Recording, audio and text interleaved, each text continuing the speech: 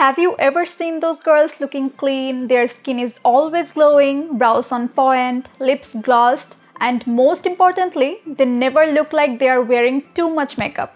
Here's how to get the look. Hello viewers, this is Tamanna from Choice Legacy. Hope you all are doing well. আমরা প্রত্যেকেই কিন্তু চাই খুবই minimal মেকআপেও যেন আমাদের দেখতে ক্লিন এবং ফ্রেশ লাগে।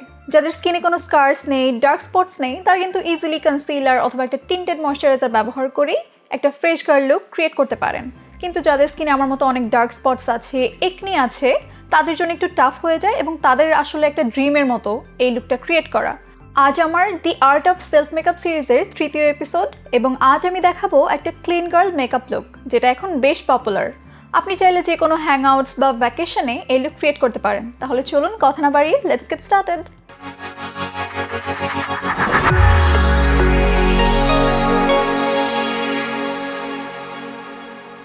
সবার প্রথমে আমি আমার স্কিন খুব ভালোভাবে ময়শ্চারাইজ করে নিয়েছি। এবার আমার স্কিন যাতে খুবই গ্লোই দেখায় এটার জন্য আমি একটি ইলুমিনেটিং প্রাইমার অ্যাপ্লাই করব।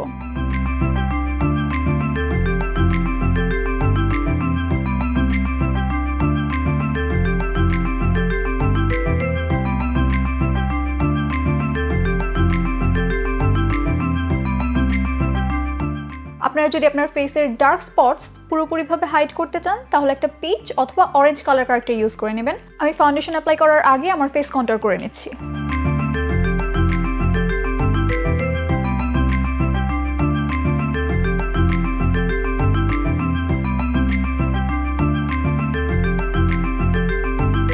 ফাউন্ডেশনের আগে ক্রিম কন্ট্যুর অ্যাপ্লাই করে ফেললে কি হয়, আপনার ফেস স্কাল্পটেডও দেখাবে, আবার মনেও হবে না যে আপনি খুব বেশি একটা মেকআপ করেছেন।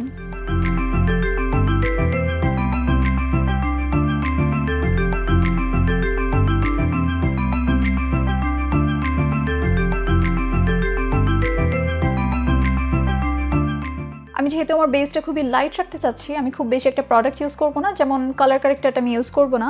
এর পরিবর্তে আমি আমার ফুল কভারেজ ফাউন্ডেশনের সাথে আমার ডেইলি ময়শ্চারাইজারটা মিক্স করে নিব। এতে করে আমার ফাউন্ডেশনটা খুবই ব্রিদেবল এবং লাইট হয়ে যাবে।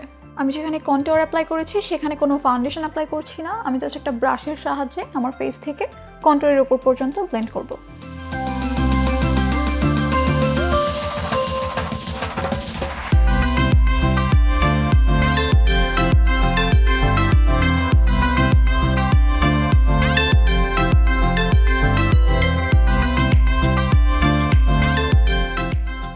যাদের স্কিনে বেশি একটা ডার্ক স্পটস নেই অথবা যাদের স্কিন টোন আনইভেন না, তারা ফাউন্ডেশন স্কিপ করবেন। এবার আমি পাউডারের পরিবর্তে একটি ব্লাশ দিয়ে আমার আন্ডার আইস সেট করব এবং ফেসের অন্যান্য জায়গায় লুজ পাউডার দিয়ে সেট করব।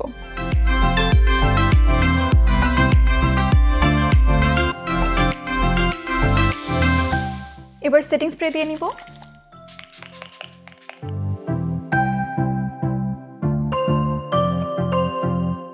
এবার খুব সামান্য পরিমাণে কনসিলার অ্যাপ্লাই করে নিব।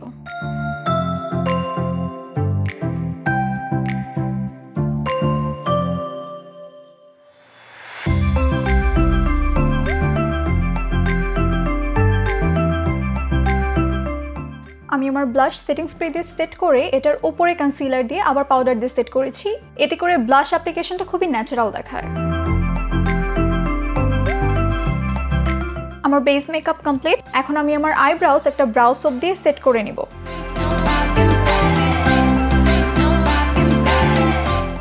এবার আমি আমার চোখের এই অংশে একটা শিমারি শেড অ্যাপ্লাই করব। এবার একটি ডার্ক ব্রাউন কালার আইশ্যাডো দিয়ে একটি উইং লাইনার ক্রিয়েট করব।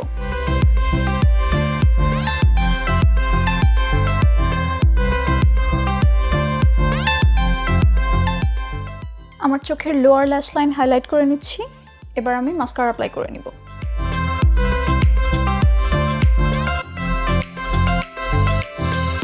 লাস্টলি হালকা করে লিপ লাইন করে আমি একটা লিপ অয়েল অথবা লিপ গ্লস অ্যাপ্লাই করে নিব।